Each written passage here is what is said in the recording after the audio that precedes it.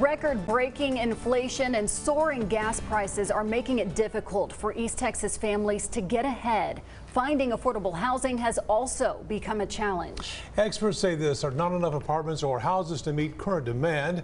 KTK's Madison Herbert right now here live in studio to show us just how competitive this market is for right now for anybody who wants to find a place just to live. Madison. Neil, Casey, earlier this month we reported on the struggle that East Texans are having trying to buy a home.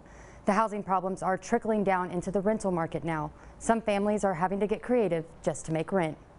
Renters in East Texas are struggling to find affordable housing, and their options are dwindling, something the Ray family in Nacogdoches is all too familiar with. Just one bedroom, one bath, $950 a month, and that's ridiculous because you don't get a yard, half of them you don't get a patio, and it's just, what am I paying for? The struggle to find a new place came suddenly and unexpectedly when their previous apartment was deemed unsafe after a fire in an adjoining unit caused major damage to theirs. The unit under us, the guy had caught his on fire, so it caused lots of smoke damage to ours, and then the structure under us wasn't safe, so of course we had to move. Now at a standstill and living with a family member, while searching for an affordable, permanent place to live, they have faced wait lists and skyrocketing rent prices. If it's either a long waiting list or, like I said, they want $900 for rent and then a $900 deposit, that's $1,800 just to move in. That doesn't include anything that you need to start your process of moving. For Longview native Shayna Porter, a single mother of two, she says roughly 70% of her monthly income is drained when rent is due. Now, on top of serving tables, she has had to pick up several side jobs just to keep the lights on. It went up $200, which I feel like is a really steep increase. The whole reason I didn't find another apartment to live in is because it's not cheaper anywhere else. After rent, utilities, and other monthly payments, Porter says there just isn't much left over to survive. But then you add the trash fees and stuff that they put on there, and my bill this month was $1,310. Do you feel like you're living in a $1,310 place? It's a nice apartment, but 4 years ago I wouldn't have paid more than $700 a month for this. Calling it a catch-22. I don't really want to start over. I don't like moving. I do like my apartment. It's quiet and safe here. They keep it updated. Their maintenance is good.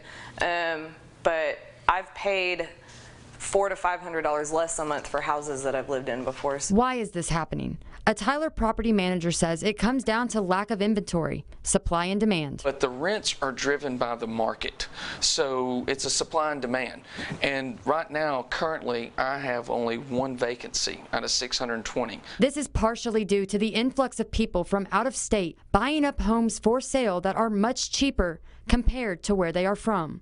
East Texas topping their list according to experts at rent.com. You know, that alternative pace of life generally is going to be a little bit more affordable for them, a little bit slower, a little bit more quiet, and that's something that a lot of people are really interested in. The high demand, it's creating a competition, allowing landlords to increase monthly rents, which many are willing to pay. There's just so much demand for specific products. It's becoming a landlord's market. So landlords are able to price things a little bit higher because of that. In East Texas, rents for one-bedroom apartments jumped 20% from last year.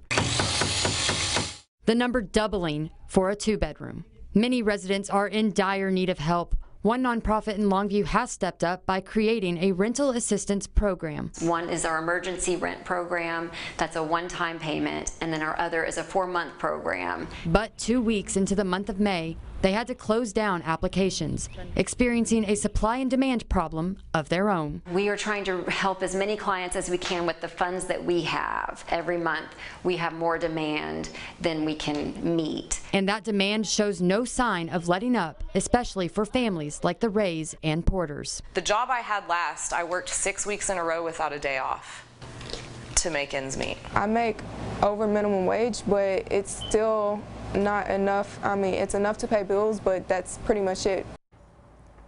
Experts say that even with higher prices, Texas is still a more affordable place to live. If you are interested in donating to those in need of assistance, the LCM runs off of community generosity.